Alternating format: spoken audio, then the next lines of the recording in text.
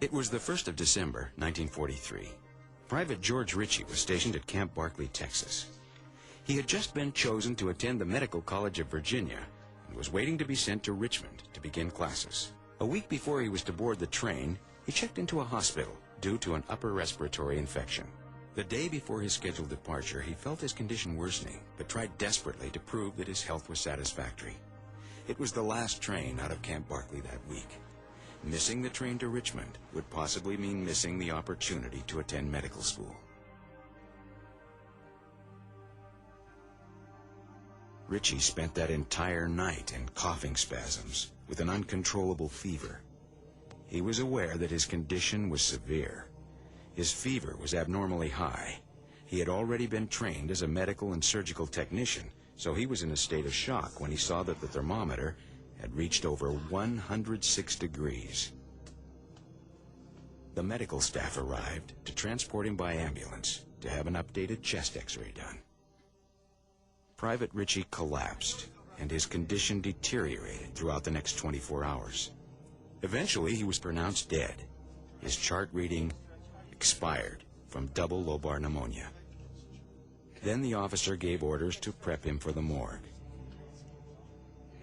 From there, George Ritchie tells of what he experienced during the time that he was pronounced dead.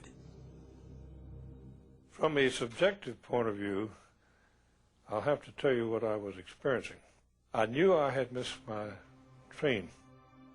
So I'm looking all around this rather dark room trying to find my uniform. Couldn't find it and decided that I didn't have any more time to waste there, so I come on out of this little room into the hall, and I'm crossing, getting ready to go outside when I see this ward boy coming down. I turned around to him to tell him to watch where he was going, and either he walked through me or I through him. Now this kind of shocked me, but when I had made up my mind I was going to get to Richmond, I was going to get to Richmond, so this didn't shock me.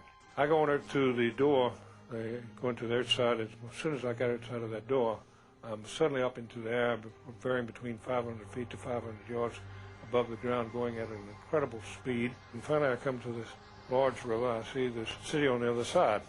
I let down just in front of this white all-night cafe because I saw this civilian getting ready to go into the cafe, because I want to ask him if I'm heading in the right direction to get to Richmond. What city is this? Excuse me, sir. You can just tell me what city this is? I'd really appreciate it. I was on my way to Richmond, and I seem to have gotten lost. Please. This was the second time that another human being acted like they could neither hear nor see me. So I went over to lean against the guy wire of a telephone post, and my hand goes through the guy wire of the telephone post. Then it suddenly hit me that I had left something back there in that bed in Barkley, and I knew, because I was still using massive denial, that I'd better go back get it. And I made the next, or the first most important discovery about being outside of your body, that you really go where your soul sincere desires. That time and space as you and I comprehended in this level doesn't exist, because in no time at all, I was right back there in front of the hospital. But I had made a very tragic mistake. I hadn't looked to see which ward I'd come out of, much less which room. I could see the soldiers lying there in the bed. And we take for granted we know what we look like, but we don't, because you see, we really have never seen ourselves from here up, except in the two-dimensional object we know as a mirror.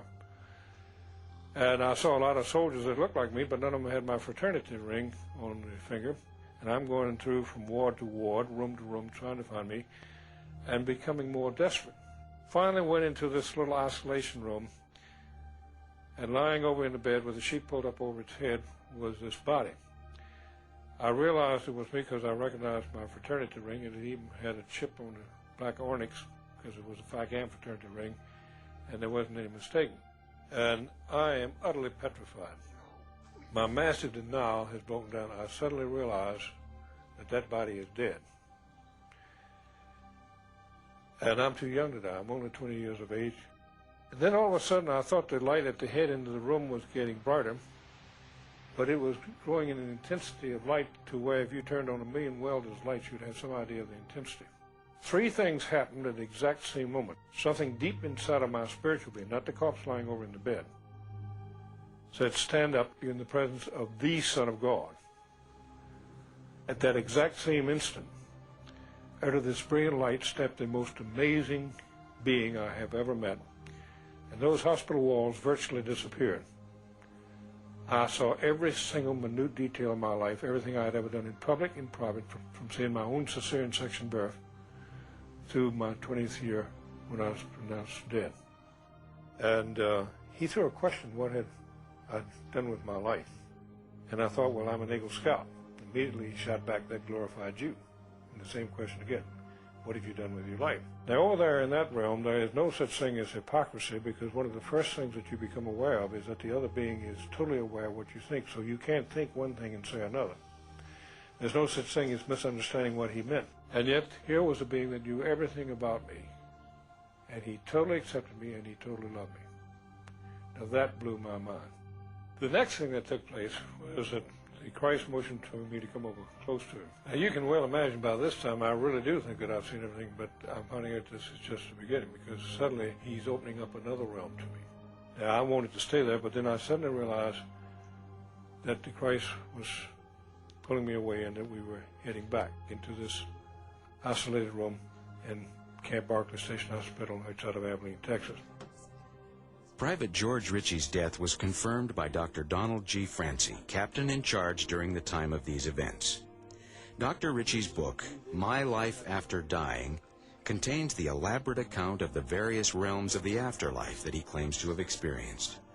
It is a detailed look at one man's encounter with death and what he believes lies beyond.